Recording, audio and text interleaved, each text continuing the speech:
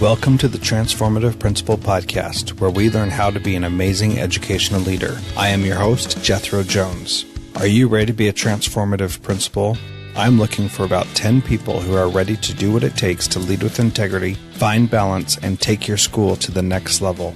If you're looking to improve your leadership in a measurable way, go to transformativeprincipal.org/mastermind to see if you qualify to join a group of like-minded people who are ready to be the best principals in the country.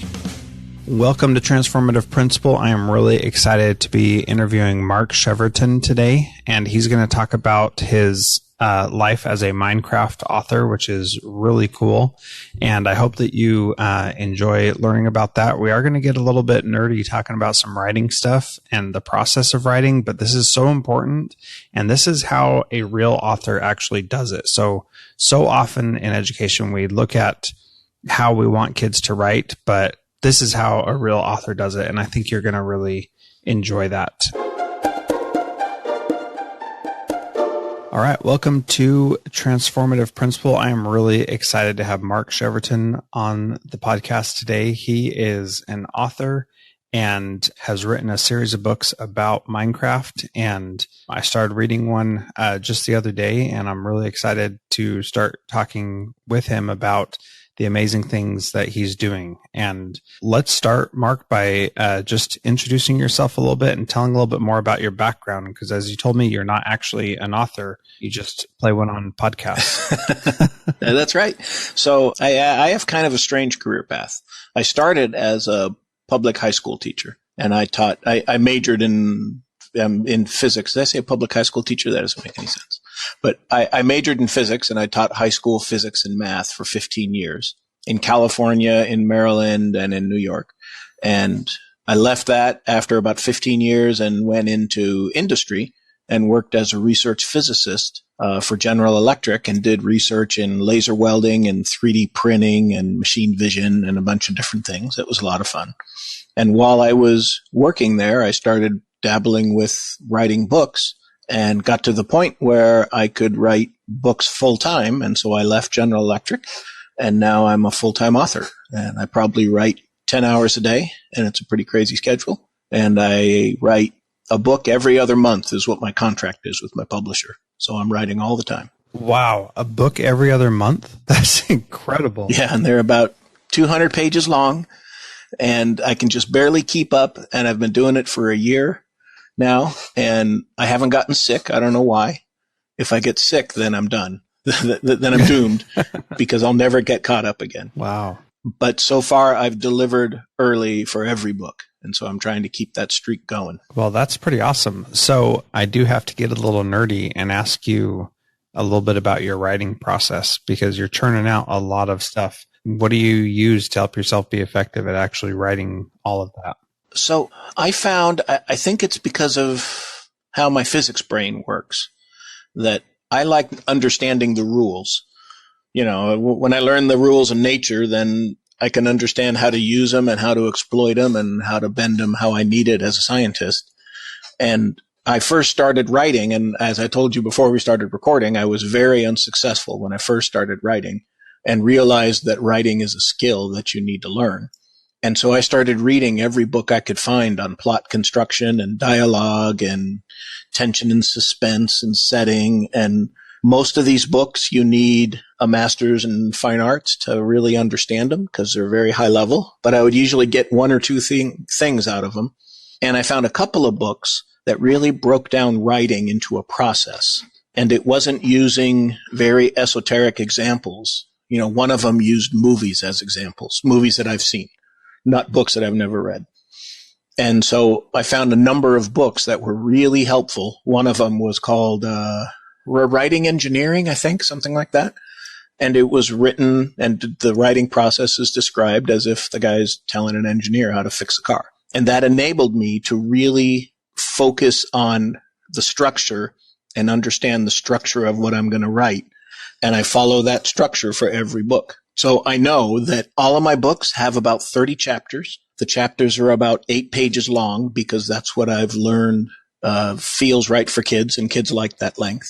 And I've learned every chapter. I do a setup and I describe the setting and I introduce the characters and I introduce the stress that's going to happen in that chapter. And then I either have a resolution or I have a cliffhanger at the end. And every chapter has the same structure. Every book has the same structure. And if you go and you look at James Patterson's books, the billions of them that he's written, it's the same way. The structure of successful books tends to be the same. And so I just stick to that pattern, and that helps me think about what I'm going to do and when I need to do it in the story, and it keeps me focused. Yeah, that's fascinating. So we've had some professional development at our school recently about writing across all content areas. And a lot of that professional development has been about following a process for writing, and how it's just fascinating to me to hear that you are following that a similar process to what we've been learning in our professional development and what we're trying to teach the kids. And it sounds formulaic, but I think that it's more than just that. Can you talk a little bit about about the formulaic part? Well, you're absolutely right. It's formulaic. And when I was reading these books, the book I found, I remember now, was called Story Engineering, is what it was called. And that broke down plot into a formula. And here's what happens at plot point 1. Here's what happens at plot point 2. Here's what happens at the midpoint.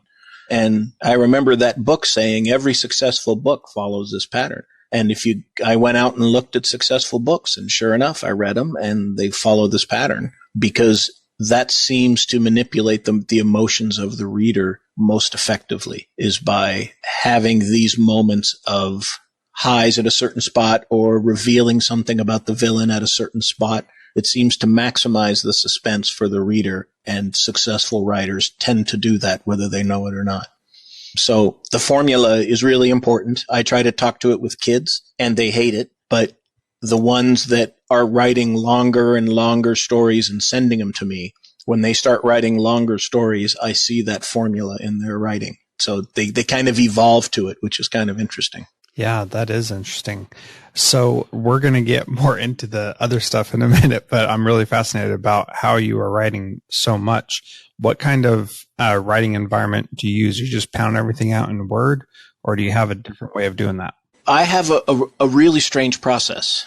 And my computer, I went out and bought the beefiest MacBook Pro that I could use, just thinking that was a smart idea, and I'm glad I did. And there's a number of software packages you can buy to help you structure your writing and keep track of your characters and your character traits and all that. The big one in writing is called Scribner. Oh, yes. Scribner or something like that. And I tried using it, and it didn't work for me. And what I usually use is I'll start out with Excel. And being a physicist and a scientist, I know a lot about Excel. And so I go into Excel, and in my stories and in most successful stories, there's 7 main events. And let me say this first, as a precursor, there's actually 2 camps in writing. And so there's a great feud going on in the writing industry. There are what's called pantsers, and there's plotters. And I'm a plotter. I plot out the whole story very carefully and figure out what's going to happen. A pantser writes by the seat of their pants, and they just go. That's me. And it ends up how it ends up. And I started out as a pantser, and my first book, Invasion of the Overworld, I just kind of sat down and wrote it. And then when I got done, I had to do a lot of rewrites to get it so that it worked correctly. And then I sent it to an editor, and they said, well, there's nothing happening here, and this is wrong, and this doesn't work, and that doesn't work. And I did a lot more rewrites. And when I wrote my second book, I plotted it out. Instead of being a pantser, I shifted camps to a plotter. And I learned that there's 7 main scenes in a story. There's the hook, which is the first chapter, or the first thing to attract the attention of the reader. There's the first plot point, which does things about introducing the reader and introducing what the bad guy's doing.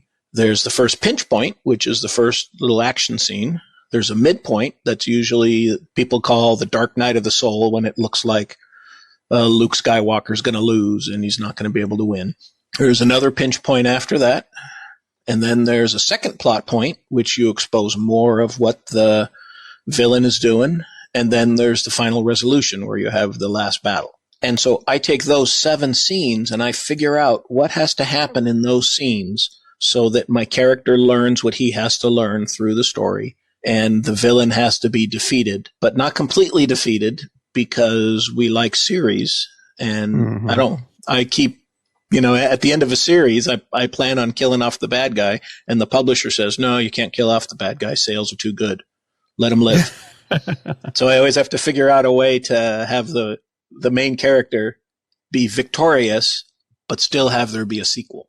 So that's kind of what I do. I plan out these 7 scenes and I write down the big ideas of what those are going to be. And then I'll write some meat around those. I'll write maybe 3 or 4 pages of each of those.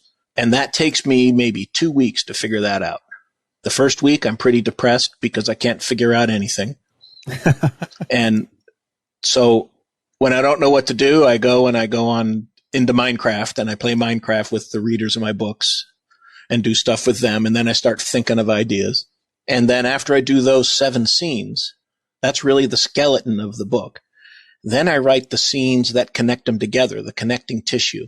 And so I'll have maybe 4 scenes in between each of those primary scenes. And that's how I end up outlining the book. I do it in Excel. I shade one cell for red if it's from the point of view of the bad guy, and one cell for green if it's from the point of view of the good guy. And I try to have it flip-flop back and forth to keep it interesting. And once I fill out that outline, and I probably spend as much time on the outline as I do writing. I probably spend a month on the outline. And when that feels good, then I go and I start banging out the chapters. But when I go to a chapter, I already have 4 pages written because I have that stuck in that cell in Excel. And when I have that whole outline complete, boy, Excel can barely function because there's a lot of data in there. Yeah. And I can't scroll up and down because I got to wait for the little hourglass to keep spinning. And my Mac is really hot when I'm running it. Poor thing's about to explode. Yeah. So now we haven't even really talked about the fact that you're writing Minecraft books for kids and how that all came about. So one of the things that I really wanted to get from you, though, is since you're writing so much, and writing is such a hard thing for us to teach kids, and it's so difficult to do. And, the fact that you're depressed for a week when you can't figure out what the story is going to be about, that anybody who's tried to write anything can relate to that. And so talk a little bit about how you became a Minecraft author to write specifically about Minecraft, and how that all came to be, because that's a fascinating story. So I actually decided I wanted to start writing when my son was about 4. He's 13 now. And I wanted to write something to teach him about character, about strength, about taking risks, about maybe traits that I don't have, but I'd like him to learn. And we tend to learn from our parents by example. And so I started writing things, and I love science fiction. So I wrote some science fiction books and tried to get them published. And those were a complete failure. I ended up with 253 rejections on the first book, about 80 on the second, and I stopped counting. But my son had a lot of fun graphing the number of rejections I was getting per day, and I was using it to teach him Excel. And he was having a lot of fun making the graphs, using big, thick red lines and everything. At your expense. He thought that was hilarious. So I wrote 5 books, and they were all pretty terrible. And when I look back at them, I recognize I didn't know what I was doing, but they were getting better. And then my son, who loved Minecraft, and we got him a server so he could have people online play with him. He invited a bunch of kids to play on the server with him, and a couple of boys ingratiated themselves to him and acted like they were really good friends. And when he gave them complete control over the server, they came back and destroyed everything and made a video of it. He had worked probably 6 months on some creations, and they flattened it in minutes and made a video and put it on YouTube and made it a point to send it to him and said terrible, terrible things about him. And then he rebuilt it, and they came back again and did it again, and they kept coming back and destroying everything he was making until we came to understand how the security works in Minecraft, and then realized it was really easy to stop them, but we didn't know it at the time. And after he was cyberbullied the first time, he asked me something which I've now studied about bullying and learned that this is a very common thing for victims of bullying. He asked me, what did I do to deserve this?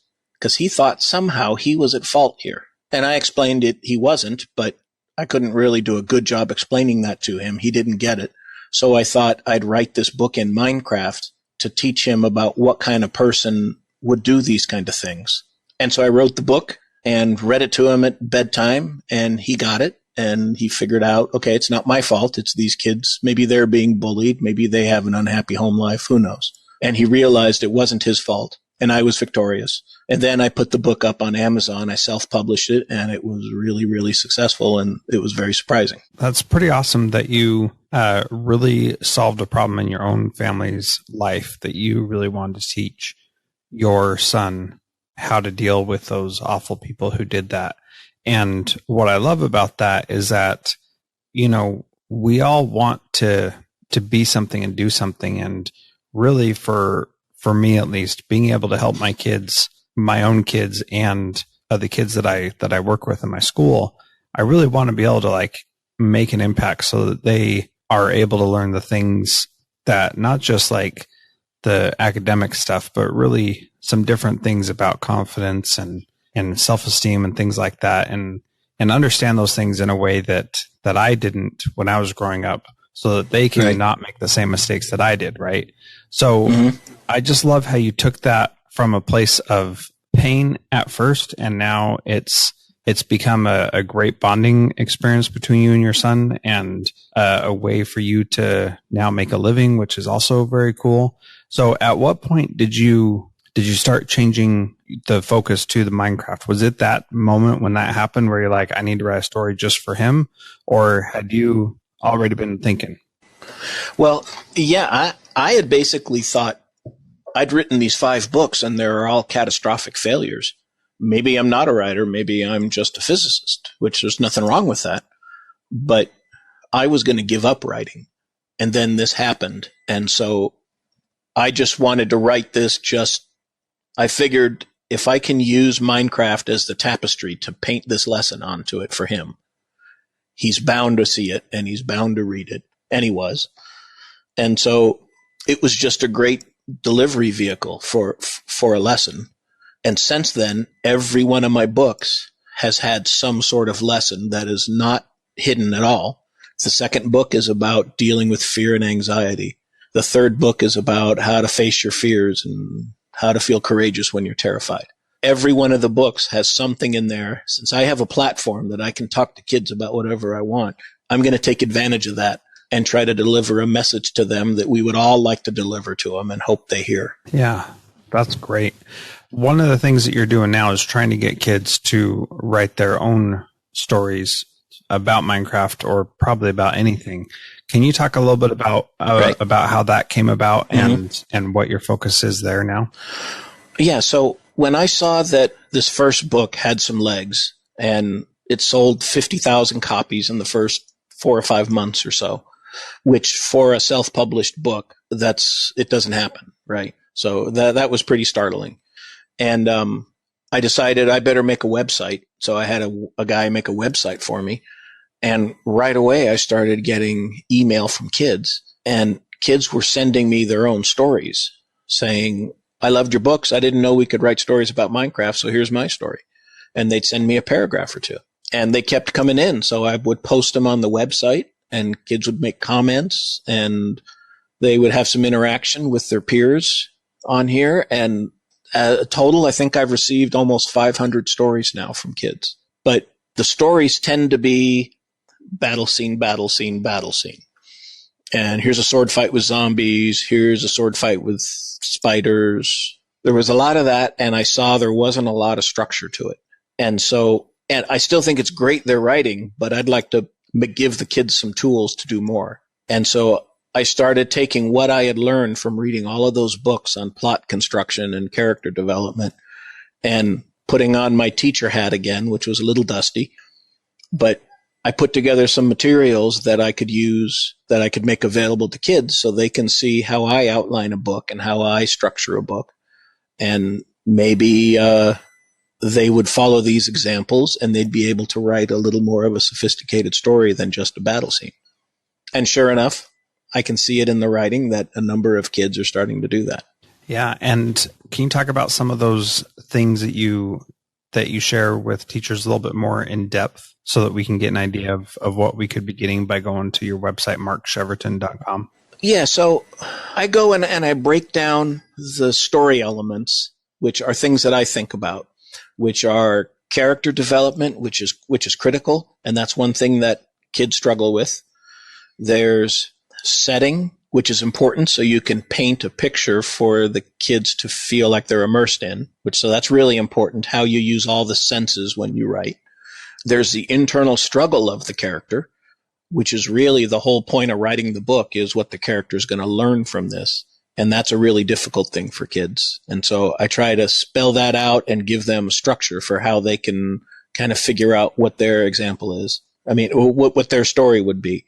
There's a big section on plot construction because I've learned that that's critical. You got to have the right plot structure so that you can have the right highs and lows, so you can really manipulate the emotions of the reader and make this an exciting journey. I think those are about the main ones. There's some things about character names, which I've learned some rules about, and character descriptions to make the characters a little more memorable. But I tried to break it down so that there's a lot of individual sub-elements to a story. And then I put together a writing guide so that a teacher can talk about these with the kids, and then they can go to their character and write something about their character. So you could talk for 5 minutes, and then you could write for 5 minutes.